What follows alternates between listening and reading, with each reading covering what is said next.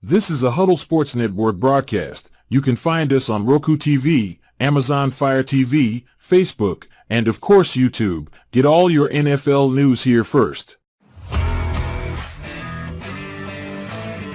The daily podcasts are Ken and Ken in the Morning, Lions Talk with Smoke and Jeremy B, Around the Indoor Football World, Shield TV, and The Big Football Show. The afternoon podcasts are Valhalla Hour, Grosef Sports, WCFL Dolphins Talk, The Cheap Seats, Bodkin Show, and Spirit of Detroit Podcast. The nightly podcasts are Hallis Hall Report, Frozen Tundra Network, Wrestling Roundup, Skull Gang 365, First and 10 with Foz, Prime Sports World, The Man Cave, Prim and Proper Sports, Spitballin' Podcast, Lions Fan Cave Chat, 313 Den Podcast, Puckett, The Guys Huddle, Main Event Football Show, Let's Talk Sports, The Michigan Sports Truth Podcast, and Off the Rails. Hope you enjoy all the shows and feel free to comment, like, share, and subscribe. What's up? How's it going? Welcome to Open Mic Night. What's going on, brother? What's up, man? Hey, Serial. How you doing, man? Good. How you doing? Good. I haven't seen you out at Open Mic in a while. Here to represent them Lions, are you? Yeah. Yeah, it's been a while. Well, hopefully other people will join. It's the off season. It's kind of slow. Not a lot going on. What about you, Lions? You guys got anything new? You guys do anything new recently? No. Oh, here we go. We got another one. What's up, A-Dub? Welcome to Open Mic.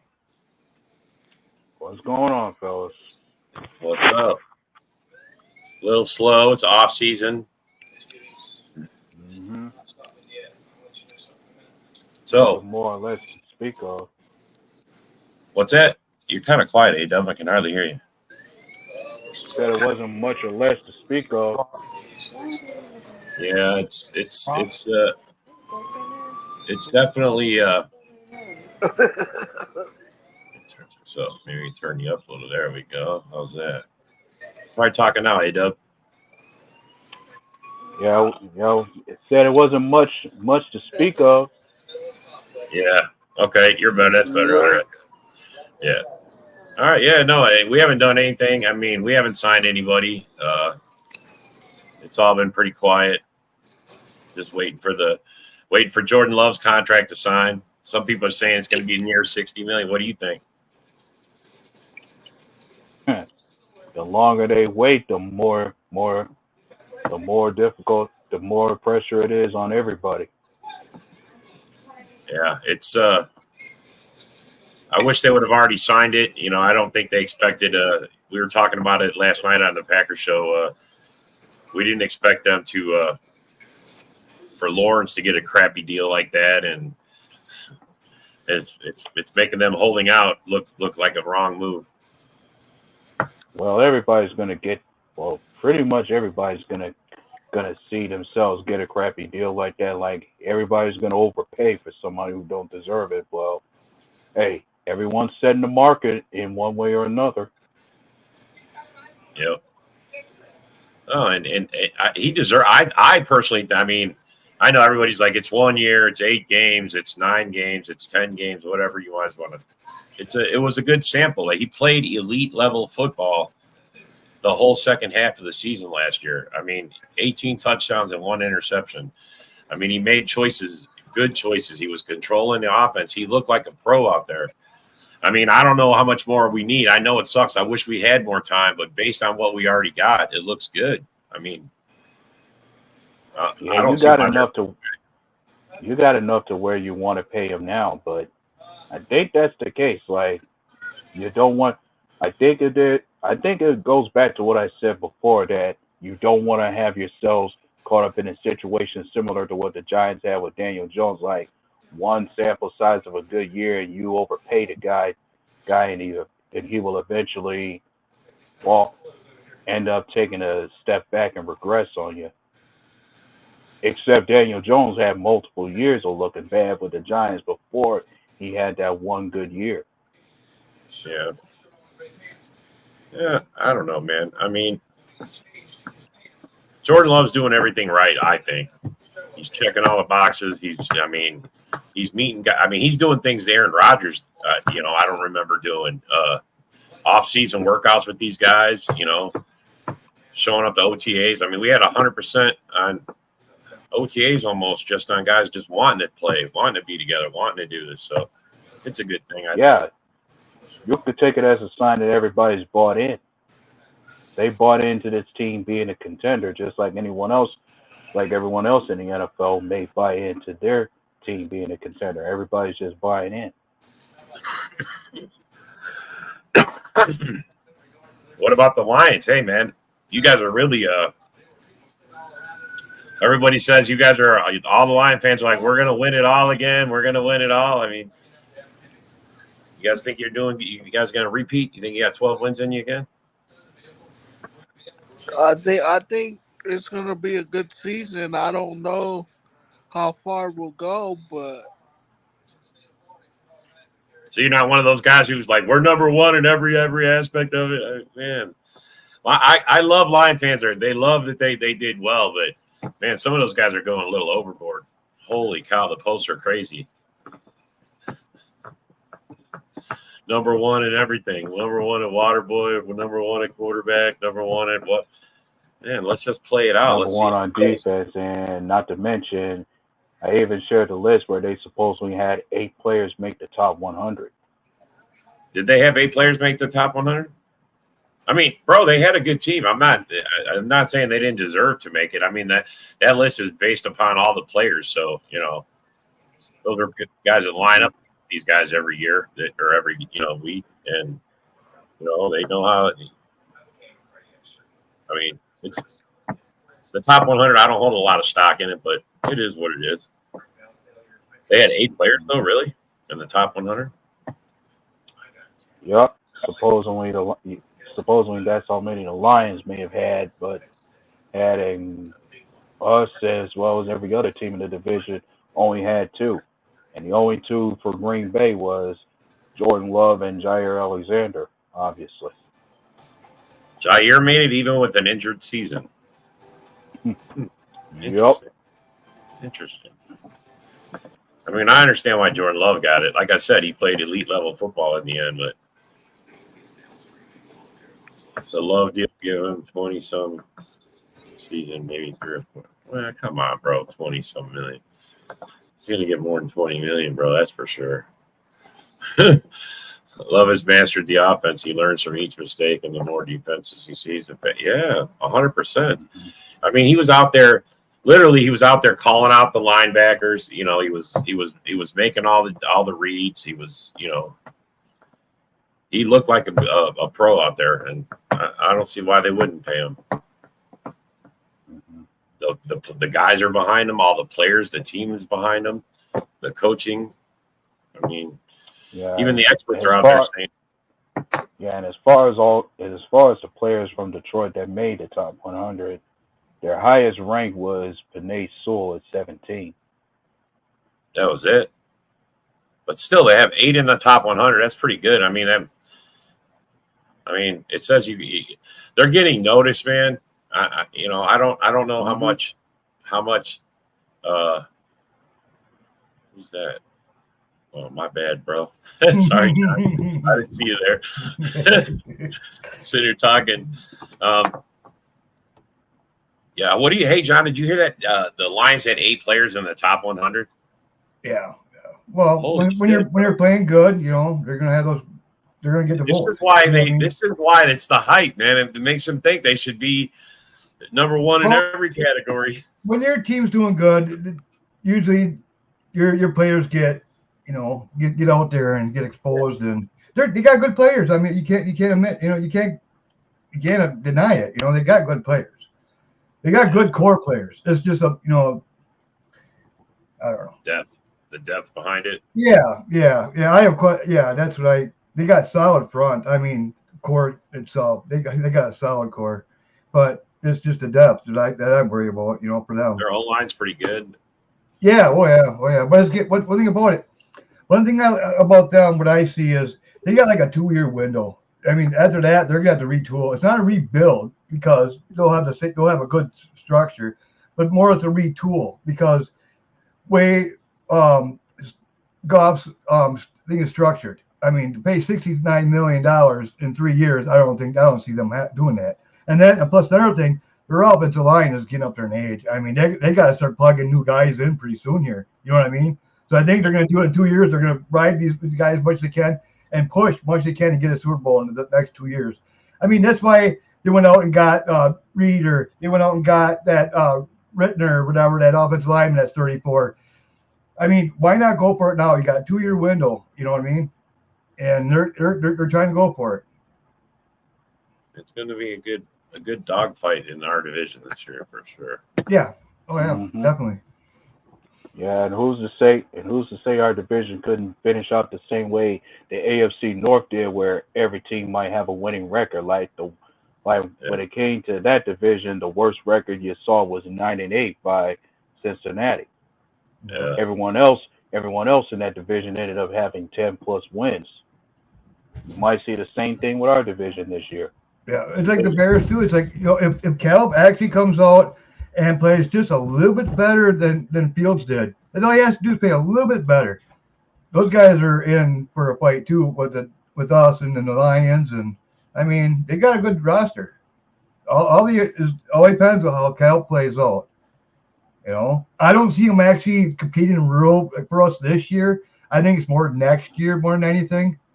But this year it's kind of like a learning curve for him. I mean, defenses are going to throw a lot of stuff at that kid. You know what I mean? And it just all depends how he, You guys think it's concerning that their first round picks haven't signed? Neither one of them have signed yet.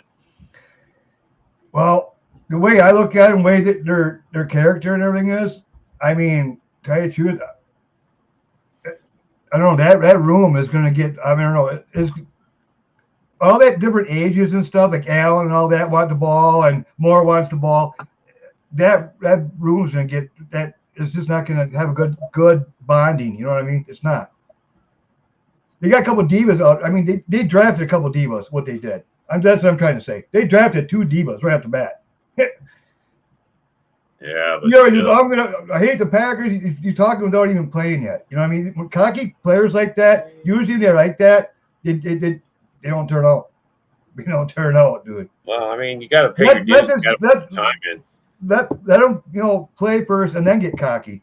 You know what I mean? Yeah. Don't get cocky first before you even step on the field. You know what I mean? Don't run your mouth yet. Get out there and prove you can play, and then let your play do your talking. Yeah, it's just like the Packers. Packers look fucking great on paper, but we got to go out there and prove it. You know what I mean? We got to go out there and show that, hey, we're the real deal.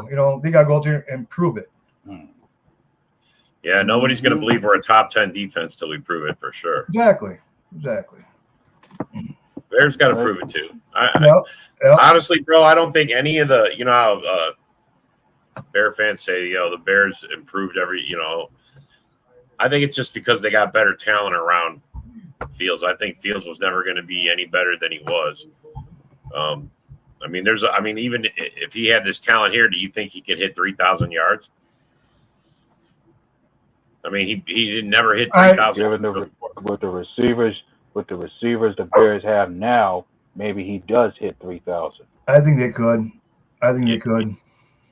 I mean, it's a better chance, right? I mean, look at it. I mean, DJ Moore, everybody's like, oh, he had record numbers. That's because they just threw just to him. He was the prime. He took over as the primary ball catcher. And another thing too, they got a pretty good defense. I mean, if they get turnovers, Yoli, if they get the turnovers and get the ball back to KO up and stuff like that, I don't. It all depends on how Caleb actually plays. I mean, they might only win 4 or 5 games. You know what I mean? Yeah. You might just be fucking dog shit. That'll be a fail for them if he only wins 4 or 5 games. That'll be a total fail. Actually, I got him between 5 and 7. I got him between 5 and 7. Really? Yeah. I said. Well, I already said before, given how much hype there is behind Caleb Williams and his Bears team, I said anything less than a winning season is a season and making the playoffs is a failure for the Bears. It is. Yep. So you're saying 9 wins at least? Because the thing is, they work because the thing is, the Bears had their expectations on high as far as you had 7 wins last season, you improved this team and tried to create the best environment for the next quarterback you have coming up. So the thing is, like, whoever takes over this team as your QB, their expectation is on high that this team has to go to the playoffs with what they got. Yeah. So anything less than that would be a failure. Wow. And when him coming out of college, he was holding on the ball too long. He would actually, how he carries the ball, it was just almost like Fields 2.0, tell you the truth. Everything I read about him is like Fields. It's like, why are they trying to get the same quarterback, you know? But he's not actually as fast a runner. He's not a explosive runner like Fields is. He's not less. I just don't see him. I think NFL is be too fast for him. I really do. I don't see anything that actually, you know, he wasn't good in college against good defenses. He wasn't good in college, good defenses. It's like, I don't know. There was a rumor that he was trying to change the collective bargaining agreement, that he was trying to get more money for that was his dad draft pick. I don't know how much hype was in that, but that was his dad trying to do that. Yeah, they think he's better than he is. I mean, tell you. Well, you guys heard he's already got like 5 or 6 endorsements, right? Yeah, what's his? It's a media, man. They take a kid. We'll just pick a kid out of a crowd and say, okay, let's hype this kid up. You know what I mean? I know he's making more money get the ratings than his rookie deal, I think. Yeah. I mean, he's got some serious endorsements, bro. He's got 5 or 6 of them already, and he hasn't even taken a pro snap yet. Yeah, I don't know how do they do that? More power to him, man. You hope he can back it up, you know. If he can't, he's going to look like a fool. And he's got his own brand. He's got everything going for him. And I don't know why Adunze hasn't signed his contract. It just don't make no sense. I don't understand all these guys. Yeah. I know Caleb doesn't have he doesn't have an agent. That's like, this is the first time that's ever going to go down. I thought Gary didn't have an agent. I thought he did himself too. I thought he was trying to get his own. Yeah, I was trying to. Yeah. I mean, for your first deal, it's kind of smart. You don't need an agent. The money's guaranteed, right? Yeah. It's pretty much. It's kind of, you can't get around it. The CBA fucking shit, man. You can't. Yeah, that's what Dad was trying to do. Is trying to do, and it ain't gonna happen. You know what I mean? This kid's gonna get what he gets, and that's it. It's probably what they're probably bitching about is money up front and shit like that. You know what I mean? You probably want more guaranteed money up front more than anything. Well, which I think all contracts are pretty much all guaranteed. You know, it's just how much money up front. Well, they say this is usually par for the course. You know, they wait till after the first set of OTAs in between before they go into camp, and then usually after the OTAs they sign. Yeah. So, I mean, I guess maybe we're just making nothing out of nothing, and maybe he signs like on Monday. Who knows? But like I heard you guys, I kind of popped in earlier. You guys were talking about Jordan Love's contract, and what I see what's going on there right now is basically I think he's gonna get like a Goff's deal, but right now it's the guaranteed money up front. I think that's what we're trying to go back and forth on because we only had like 8 games that we go off of and this and that. They can go back and forth, say, okay, well, we want this much just to save the Packers. Say, hey, just in case, man, you know, they got to have a little loophole out. You know what I mean? Yeah. They're going to make sure of that. So I think that's what's going on, the guaranteed money. Once they get it all figured out, he's going to be signed no matter what. It don't matter. He's going to be signed. It's just, and I think they'll get it signed before training camp because they don't want to go into training camp him not having under contract. You know what I mean? Especially for him, if he gets hurt, you know what I mean? He doesn't want to go into camp without that contract. Nobody wants to go into camp without a contract. Yeah. Right. I think they should have signed him already, but that's just me. I think they should have had the deal in place, and as soon as the draft is over, they should have had it already in place and say, "Come on, let's sign this and let's be done with it." Well, I'm pretty sure his agent's going. Let's hold off here a little bit. Let's just see what everybody else is getting. They'll probably look at that. We'll probably see what Tua's getting, and then they'll go, "Okay, this is what we're gonna do." Tua, I can't believe Tua's going to get another contract too. Yeah. Last year, he played 17 games and he had 46,000 yards. I mean, he's good when he's healthy. And And he's been to the playoffs numerous times. So Miami's still looking to ride that ship out as long as he's productive for him. See, it's another one. What we're probably doing is probably the guaranteed money up front. You know what I mean? So they're probably going to using his injury as a thing to say, hey man, back up here, man, on the money up front. You know what I mean? We'll give you this. We'll give you. He does get hurt. He does get hurt. Million, but the money up front guarantee is going to be kind of, Well, what was the stat for last year? Only 2 quarterbacks played the whole year. Jordan Love three and quarterbacks. Oh, yeah, 3. Yeah, I thought Goff paid all 17 too. I thought. Yeah, I thought Goff was one, and Jordan Love was one, and then I don't know who was the other one. Tua. Oh, yep. Tua. So there you go. There's your 3. Yeah. Wow. Yeah. Well, the O-line protected Jordan Love pretty good the second half of the year. Oh yeah. I don't think he got. He played elite level the second half. Yeah, he did. And even though like the Lions offensive line, they got banged up, but they survived. You know what I mean? They kept Goff pretty much upright until they had a little stretch. He had like 40. Didn't he have like 4,600 yards? Yeah, something like that. Yeah, like 4,600 yards. Yeah. Goff's not a bad. I looked his numbers. He's actually. As long as you keep him clean, he can pick up defense apart. You keep him clean and give him. He's got baby hands. Who said he had baby hands? He fumbles a lot. Baby hands. Yeah, I don't know. Yeah, he does. It was Jeremy. Jeremy B. But you gotta get to him. That's the thing. You gotta get to him. Yeah, they got a good O line and protects well. Good run blocking O line. I mean, they have a good tandem. I know you don't want to give them all that credit, but they do. They got a good running back. They got a good core. It's definitely top 5.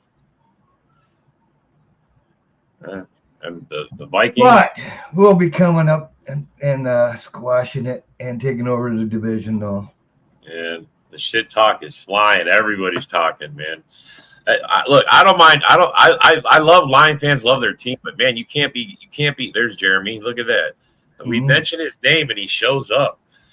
Yeah. I tell you, Jeremy, aren't you the one that says Goff has baby hands? Yeah, Goff has baby hands.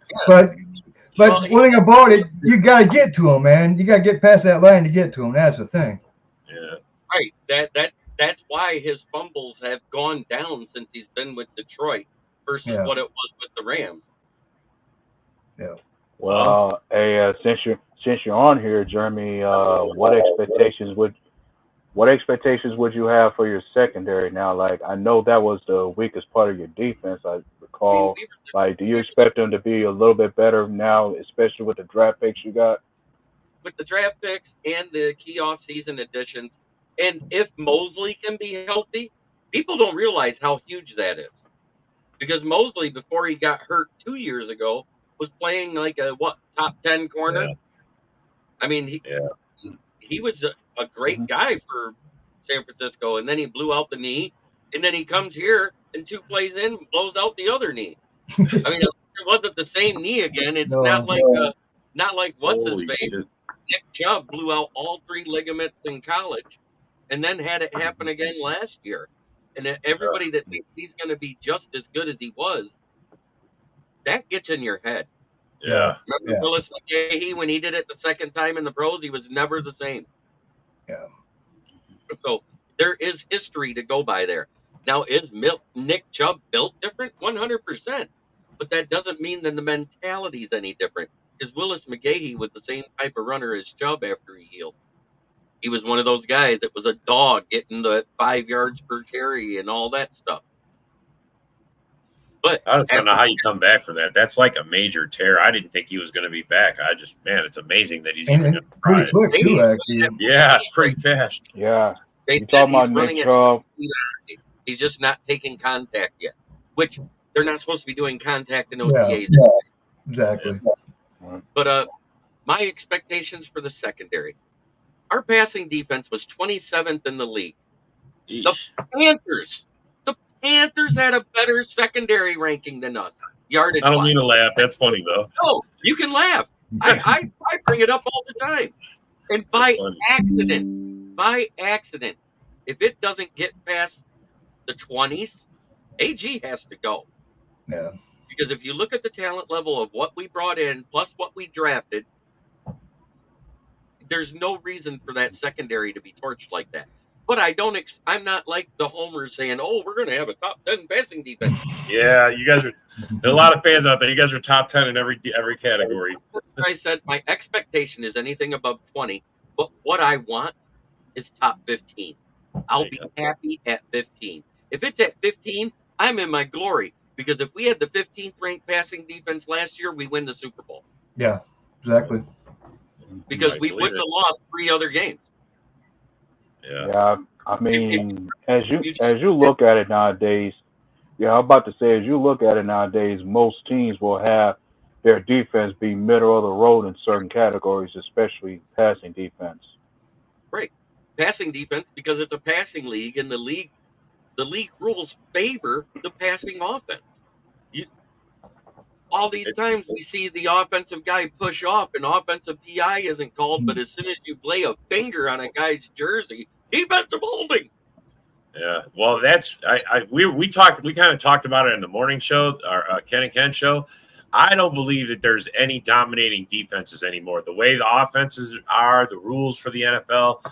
I mean, the most when can you think of? Tell me the most recent dominating defense that you guys can remember. I mean, Ken only came up with the Ravens. I don't know. 2014-15, as much as you don't want to admit it, the Lions that year.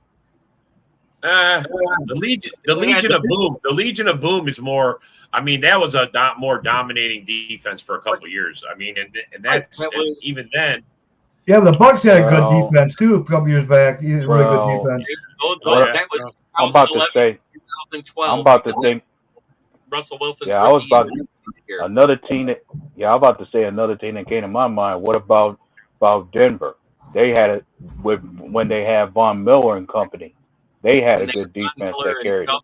Yeah, but when I'm saying dominating defense, I mean like they took over and like most of the categories. Like rushing, scoring. I mean those days are gone, man. I don't see that. 14-15 Lions defense.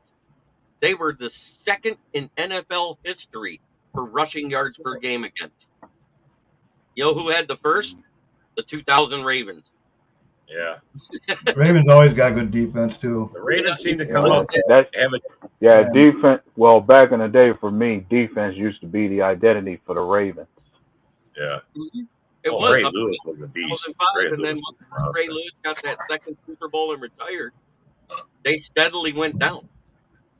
That's one thing about Packers. We always never had a good defense. I mean, probably in the past 10 years, 15 years. Solid defenses. They've all been middle of the road. I mean, be honest.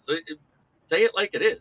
You guys have had somewhere between 12 and 18 for a majority of the years that you had Aaron Rodgers. Yeah, our best last defense was the 96 defense when Reggie was there. That's it, man. I mean, that was a dominating defense, but since then, I can't recall us having any kind of defense like that since. The main thing, we couldn't stop the run. We could never stop the damn run. That's the crazy thing. You guys would shut down the pass, but like Barry Sanders would run for 280 yards against you. Cook too, fucking 180. You fucking like what the hell?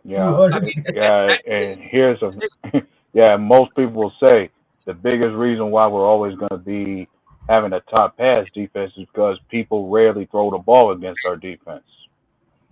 Yeah, but they can sure run the hell all over us. Yeah. I mean, I remember AB having career games again. Like, I think Barry Sanders' best career is against us. I think Adrian Peterson's best career game is against us. I mean, there's a lot of guys who put career running games against us. As much as you don't want to admit it, Kerryon Johnson and DeAndre Swift, too. Yeah, bro. Hey, look, a lot of guys ran on us, bro. I'm trying to be a homer, but they literally had some of their best games versus Packers. Quarterbacks ran against us. Quarterbacks too. I was going to say Colin Kaepernick fucking ran all over us. I don't know what it is about your defense in San Francisco, and it doesn't matter who's coaching, who's there. Yeah. Hopefully it changes this year. All of a sudden rejuvenates back to We got new blood in there. We got a new system. We got not a new system, but new blood. Quarterback, wide receivers, running backs. Nobody knows, So hopefully it's just you do have blind allegiance to go forward. You're going from that 3-4 soft zone that Joe Barry did to Jeff Hanley's 4-3. Yeah. So you can say what you want, and it is big. But at the same time, there's a learning curve for guys going from a 3-4 to a 4-man front. There is a learning curve there. And I'm not saying it's going to be awful, but it might not be as good at first as you want. But if that guy is able to get it done and be a middle-of-the-road defense, and that stays in all year, and you don't pull an AG and switch to another defense the next year after the draft, you guys might be all right. I don't think we're switching. Everybody's buying into this system. Halfley's in on it. Yeah, I mean, and the thing is, like, there are some players on the team who are more than accustomed to that kind of defense too. Yeah. I mean, the people we brought in like Cooper and all that, man. Plus, it looks like Halfley's challenging LaFleur's offense. Yeah, like he's not just playing. Kasan Nixon did an interview and he was like, how some coaches like just play into the head coach, just let him have his way in practice. He goes, he doesn't do that. He on third down, he blitzes the coach. He challenges the offense to play better. So I think iron sharpens iron, and this is going to be good for everybody. So, and it's the same thing with the Lions. If you actually paid attention to OTAs, this is the first year that you heard about the defense winning any days in OTAs. Everybody says, well, what does that mean? I said, that means that we finally have the right players in the right spots, and they're doing what they're supposed to do and making it tough. Because all you would hear about is the first day, whoever rookie that Jared Goff or Matt Stafford, even when he was here, would target and get their first pick on the first day of OTAs every time. It was a rookie every damn time. I said, that's a confidence builder. You know what that is? And sometimes, hey, guess what? Right. Watch this rookie be great for a minute. Boom. And sometimes some people will take that day as the wrong way. Like if your defense is constantly winning OTAs, your offense is in trouble somewhere. No, hopefully it goes back and forth. You one day your offense, one day your defense. I mean, that's what you want. That's ultimately. Yeah, but you ain't gonna see that until actually summer, training camp. I know. Training camp in the middle. Yeah. Right, because really OTAs, there's no defense playing offense. I mean, maybe they do a little 7-on-7, but the 7-on-7. Or you could be like the Lions, get caught, for. Yeah, what happened? What happened with you guys? What you guys got flagged?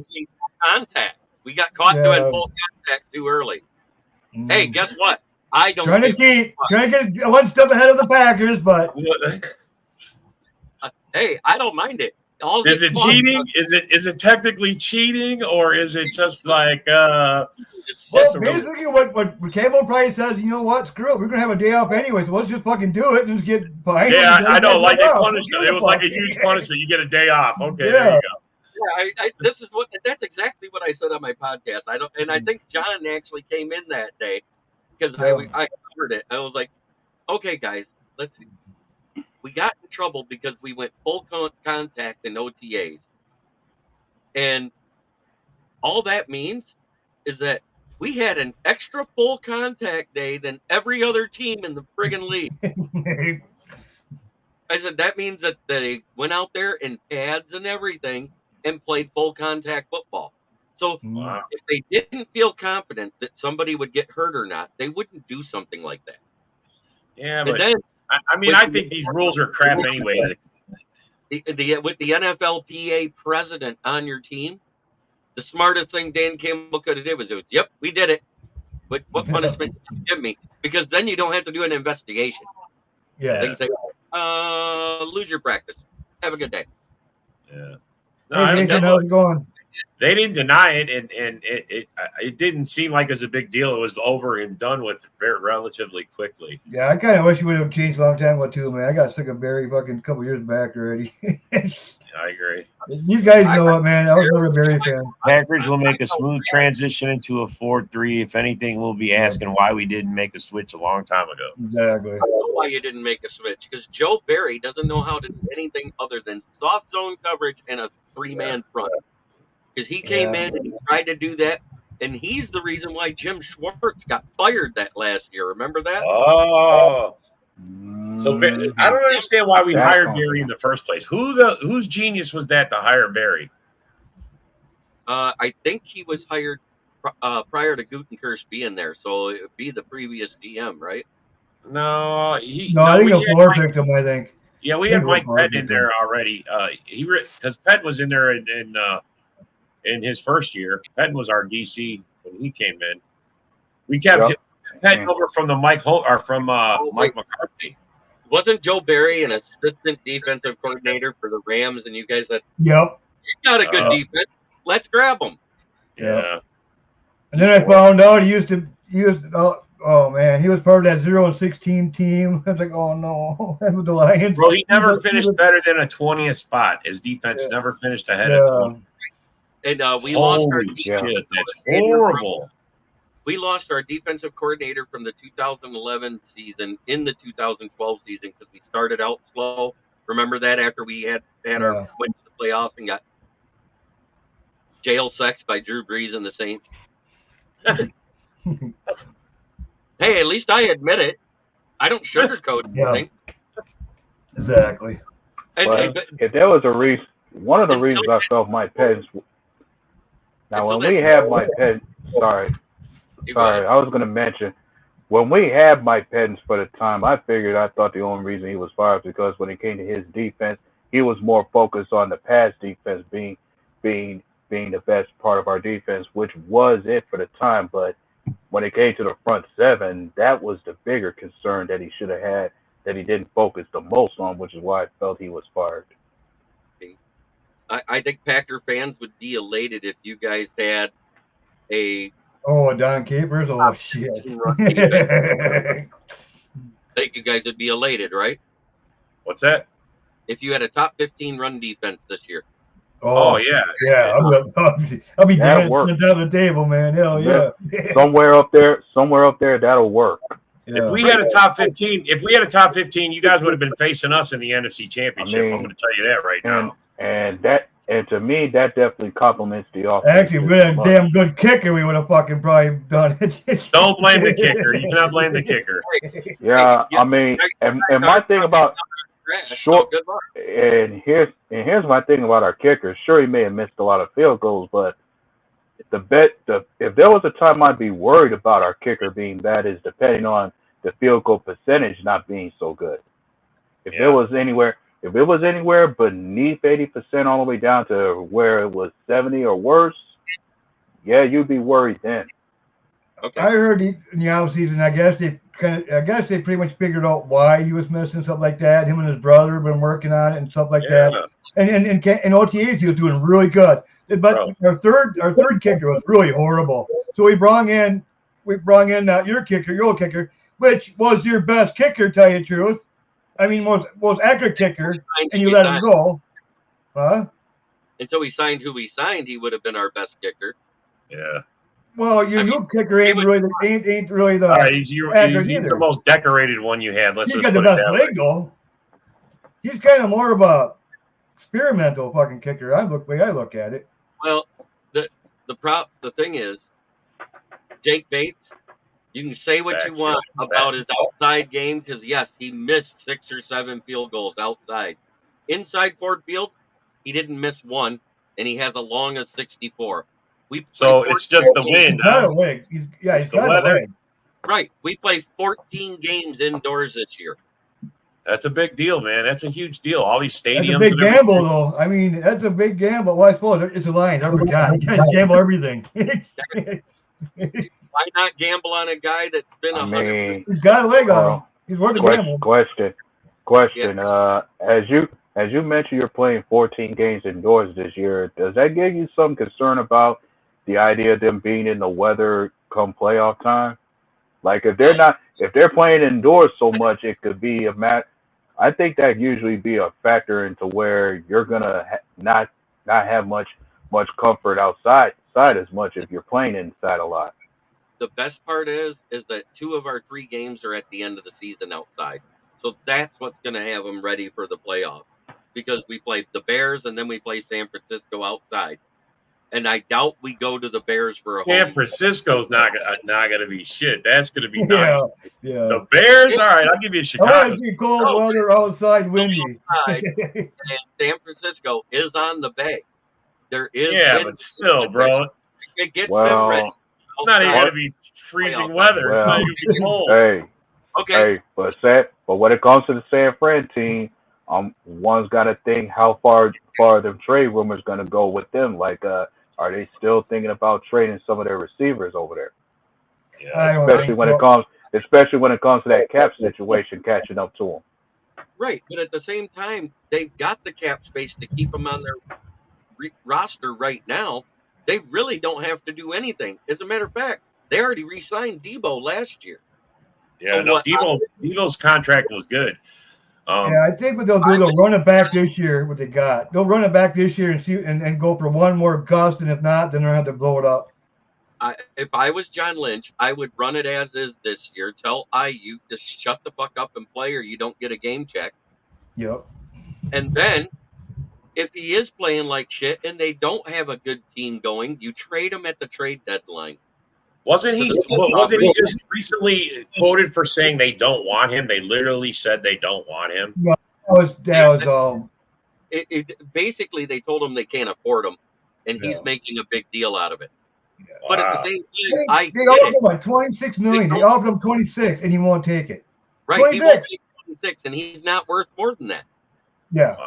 Yeah, you're right about that. He's not worth more than $26 million a year. I mean, he's basically T. Higgins with better route running. I mean, you better take that 26 and just run with it, man. Am I wrong in that assessment of? No. I think you're right. I think it's pretty solid. I mean, I would even cushion maybe 26 a little high, 23 maybe, 22. Well, Christian Kirk ruined that when a slot receiver got $20 million with Jacksonville. Yeah. I mean, I guess you have to ask yourself: could he go someplace and be a 1, a solid 1? Let's see. Who has a bunch of 2s on their roster? Yeah, he's not coming to Green Bay. He's looking at you, Rob. He's looking at you, Rob. So. We're not doing that. Green Bay. Look, Green Bay. I'm telling you, Green Bay's. We're not going to have a question. We won't be having this discussion next year. Their one situation is going to work itself out this year. I promise you. I will tell you that I tell you, the rumor out in San if Francisco. If you look over, if it ain't Green Bay, then I would suggest maybe let him be traded over to Buffalo, because I'm thinking the Bills might still be looking for a number 1. What about Buffalo, Dallas? Because they got rid of Gallup. I mean, a perfect spot to be actually the Lions. They could actually use when it comes to Dallas, I think they're sold on CeeDee Lamb as their number 1, that they're going to give him a contract. I know, but they lost Gallup. They let Gallup go. They don't have a number 2 over there. Let's see. Buffalo, Washington. Well, Washington. Broncos. They just got rid of Jerry. They don't have a. What about the Panthers? The Panthers need a wide receiver. Panthers need a wide receiver. Hey, guess who has the 28th wide receiver room in the league? Who? Jacksonville, according to PFF. They just gave their quarterback big time money. Right. Yeah. They could trade for him while he's at the end of a rookie deal and tell him, hey, if you play good here, we'll give you a deal next year. That's all they got to say to him. Yeah. And they'll fall out and then get hurt. That's all of them do. And when it comes to Jacksonville needing receivers, they already drafted one in the first round this past draft. That Brian Thomas Jr. kid from LSU. And they even acquired Buffalo's number 2, Gail Davis. Yeah. This is why Davis, what Brad Holmes did. He signed those 3 guys prior to needing to, really, if you think about it, right? All 3 of them. They all had at least a year, if not 2 years, left on their contract. And Naismith had 2 years of control because they already exercised the 5th-year option. Amon-Ra had this year and Goff had this year. By doing it the way they did, they cleared cap this year, kept their cap hits low in year 2, and Sewell's cap hit is still low in year 3, which leaves money on the table for later down the road. And I love the fact that we did it ahead of time. We didn't say, hey, earn it. We said, hey, you have earned it. You don't have to have a contract year where you're going to try to be all that. Just keep being what you're being and improving every year like you have. I don't know if you heard me earlier, but I was saying, to me, it looks like the Lions got a two-year window. Holmes is like, okay, I got a 2-year window. That's why you guys went out, guys. That's in there. You're that 34-year-old lineman. You went and got Reader. You know what I mean? And you beefed up on your corners. That you guys are going for a run right now. You got 2 years. Right. And then after that, you're not going to rebuild, but it's more like a retool. You make Hooker. You're doing it right. You got Hooker right sitting behind. And then you can start doing your offensive lineman. Between now and then, you start getting your offensive lineman to replace your older offensive lineman because they are getting older. Right. Absolutely. I mean, if you think about it, they already said Sorsdal's looking like one of the most improved guys this year, and he's a backup. Yeah. So he's a backup at guard and tackle. Everybody forgets he was a tackle coming out of college.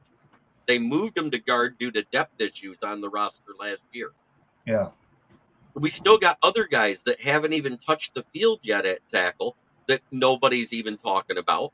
And I was like, somebody said, oh, they don't have a lot of depth on their O-line. I said, wait a minute. We were the second best O-line last year, and we played 2 games without 60% of our But that's what I was saying earlier, too. You guys actually had injuries on the outline, and you guys actually kept it up pretty good, too. You mentioned tackles. You moved to guard, and we got 2 guys who were tackles in college that were moving to guard as we speak. Right. Yeah. Our 3rd round pick, Sean Ryan, and now the 1st round pick, we got Jordan Morgan. Yeah. And then we got Mon, too. Right.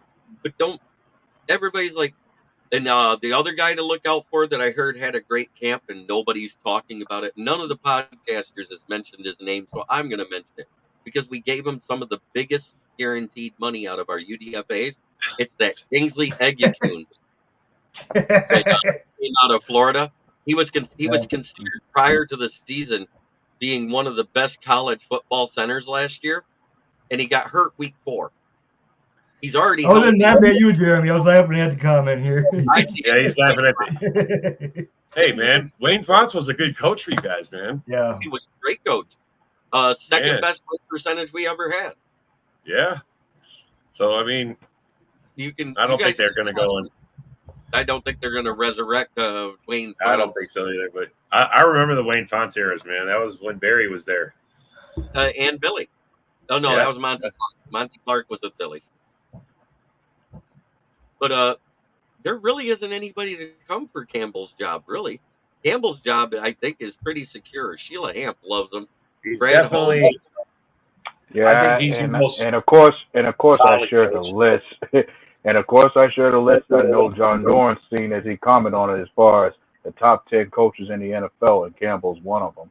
Yeah, and I don't believe he should. I can't believe they got LaFleur down there at like 9 or 10 or wherever the fuck LaFleur. Yeah, he was number 9 on the list. Better record, everything. He won the. Yeah. How did they have John Harbaugh? How did they have Harbaugh? Jim Harbaugh. Yeah, I was gonna make that argument too. Like John Harbaugh, you just coming back to get a coaching job, and you're already ranked very high on the top 10 list. Yeah, Jim Harbaugh. Yeah, John's the Baltimore coach, but they're going back on NFL history. There, it's because his first year he was in the NFL as the San Francisco coach. He had Colin Kaepernick in the 49ers. Yeah, no, that's why I said. Fuck that guy, man. I said there, and Michigan fans, I said, I warned them. I said, wait a minute. Our roster is devoid of talent. At best, with a better coach, we're going to be a 9 or 10 win team for 3 or 4 years because it takes 3 years in college for a coach to recruit his guys. He has to hit. Back then, you had to hit a lot more in the transport portal early and had them sit a year and then play. And then they changed the rule. Now, transfer portal is, hey, I want to leave. Now, Hatley was saying something about college, and he had to, recruit all his guys and everything else. He said he just wants to come back and just be a coach. He's sick of being a defensive coordinator. something that's more relaxing, something that he likes to enjoy teaching. You know, the only reason why I'm skeptical about the hire of Jeff Hanley is because he was a defensive-minded coach, which meant he had his hands more in the defense than in the offense at Boston College, and their defense was atrocious. I'm not trying to be mean. I'm not trying to talk shit. Their defense was atrocious last year. Out of 128 NCAA one teams, he was 123rd on defense. Well, he's got a lot of draft picks on this team and a lot of talent. So he better, right. He better use it, or he's going to lose it. I'm serious. I went on record saying last year anything's better than fucking Joe fucking Blowberry. Right. And German Shepherd. I couldn't take he it, man. loves them, man. He gave away 2 games, bro. I mean, at least 2 games of us that Jordan Love would have had, his wins on his that would have helped him. It's crazy. What do we got here? Crazy is I remember everything. Packers still also remember other teams and coaches, players from other teams. Dennis Green post, yeah. Oh yeah, Dennis Green. The Bears are who we thought they were. They were who we thought they were. Why don't you go ahead and crown their ass? Yeah. He was so mad that game, bro. That was but that's how divisional games went in this league. But that was when he was with Arizona, right? He wasn't with Minnesota. But that was on TV, man. It was like I remember that game. It was like televised football. Yeah. Oh man. Yeah. But I remember this part of it. They were winning that game handedly in the third quarter. Remember that? They were up 14 points. Yeah. And Rex Grossman was throwing picks everywhere in that game. Yeah. Yeah, bro. They gave that game away, bro. Oh. Right. And then their quarterback threw a pick 6 on the first play in the fourth quarter. I was like, oh shit. Is it what? Here we go. Watch for the Dennis Green blow up. I said it right when the first pick 6 happened. And Matt Leinart? Yeah, Matt Leinart. Yeah.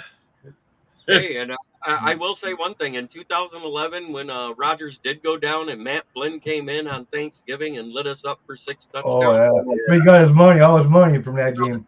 2010. Yeah. The next year, he gets that overbloated contract like Scott Mitchell did. The Seahawks. Russell Wilson, a 3rd-round pick, says, guess what, guys? It's my job. Yeah.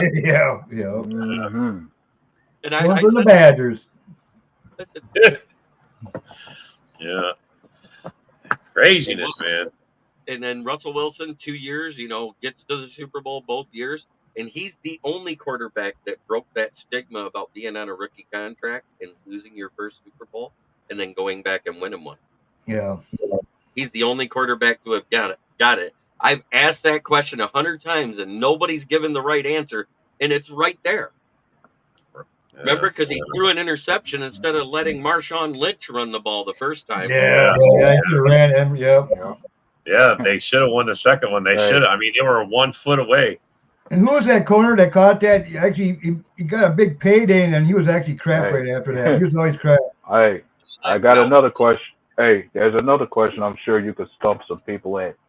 Who is one quarterback who in his 7-year career has not thrown a pick 6 yet, despite being in the NFL for 7 years so far?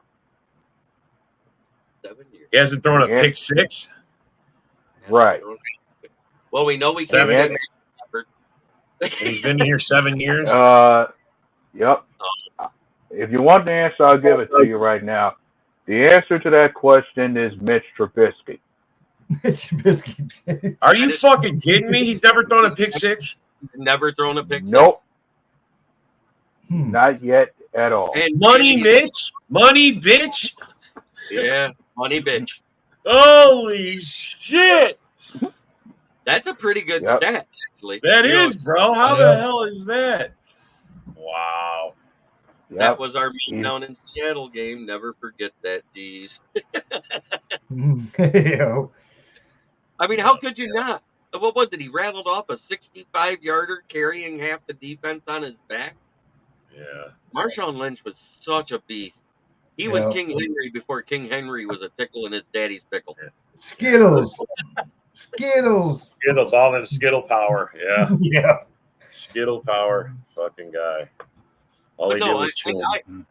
I'm not saying that to make you guys doubt anything. I'm just saying at first, because of the transition, and you haven't seen him versus anybody other than your own team. Because we all heard these same things when the new defense started playing good in Chicago last year. Remember this? The new defense started playing good. The offense started coming back, and they were going back and forth. And all of a sudden, there was I call him John Dorn Jr. because his takes are so bad. Paul Merkel. Paul Merkel. Mm-hmm. I mean, he gets 2 right for every 100. He's a 2% right guy. I said, what's up, 2%? That's just because he runs his mouth a lot. If he didn't run his mouth so much, that would be even. Yeah, but a lot of what he says is Paul just Merkel. trolling, man. He's just trolling. Funny thing is, I came across some other Bear fans just as bad as him. Oh yeah, I mean, one of great note that is just as bad as him is the one who dubs himself Mr. ESPN.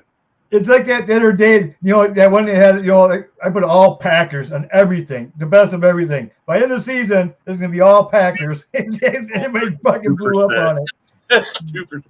2%. Or better yet, how about you go look up Richard Oliver in the Black and Blue? Yeah, that guy speaks about Green. He's that only guy 1%. speaks about Green Bay. He's 1%. He's a hater, man. Some guys are just haters, bro. Haters are haters. That dude, you will never. It is rare for you to find a post where he's not talking about Green Bay. Every year he does. Oh, it's not like me going against the Lions here. He's probably got a stock certificate hanging on his wall in his house, bro. Doran, do I often rebuttal everything you say? Ever? Rebuttal? No. Do I actually get in Yeah, there? you don't have to comment on everything. Right. You know why? Because I let the stats speak for themselves. That's right. I get. John, you know he's trolling when he's trolling and when he's talking serious. He can talk football. He's just trolling people. I'm just trolling just to get the luck. They're stupid. Yep. It's just like All Lions podcast. There is no reason for me not to go FTP. Yeah. No, I get it. And I get the fans going. They say it's my fake sponsor. They don't pay me a dime, but they're worth putting on the screen. Yeah. But Richard Oliver, if Paul Merkel's 2%, that's 0.5%. Might even be skimmed. Well, we're getting close to the end here. Do you want to plug your podcast, Jeremy? Absolutely. The channel on YouTube is Kneecap Biting with the Motor City Lions. The name of the show is Lions Talk with Smoke and Jeremy B. I go live every day at noon. My Lions Fan Cave chat is on 9 p.m. on the Roku channel. I also do the NFL Roundtable Talks, where I invite fans of other teams to go over the NFL news on Wednesdays at 9 p.m. And then me and my co-host do one where I talk Lions, he talks Giants. It's called Monday Mashup. Well, you can find me, John, and A-Dub twice a week on the Packers Frozen Thunder Network. We do our Packers show. I do a daily show every day, 10 in the morning. We also we have Saturday night open mic, and on Sundays we do we call the Red Zone Rant, where we just talk some football and get closer to the season. It's going to be a little fantasy and some pick'ems and things like that. But man, thanks for coming, guys. It was a great show as always, and it'll get better. Hey, Saturday night is going to get better, man. Enjoy your weekend. Yeah. Saturdays are going to get better. We'll get more people in here. It's going to be a lot of fun. Week 1, regular season, not preseason, regular season. Regular season. All 4 fan bases are going to come out of the woodwork. And we go to Brazil. Yeah, we're going to Brazil. We got a Friday game. I mean, how cool is that? Hey, you Good too, luck. Jason. Have a good one, bro. All I got to say is good luck traveling that far on your first game of the season, and then having to travel. Aren't you guys on the road in week 2 also? If I recall, week 2 we're at home. Yeah. Okay. So that's not as bad as I thought. Look, I would have been upset about it if it was in the middle of the season. We're starting it out first game, so we'll be down there. You know, we could get down there, no jet lag involved. The thing about it is kind of like equal field, so it's kind of you're right. Green. Yeah. All right, fellas. Well, I got to cut the stream. Thanks a lot again. I'll see you next week. Same old Lions. All right. Have a good day, gentlemen.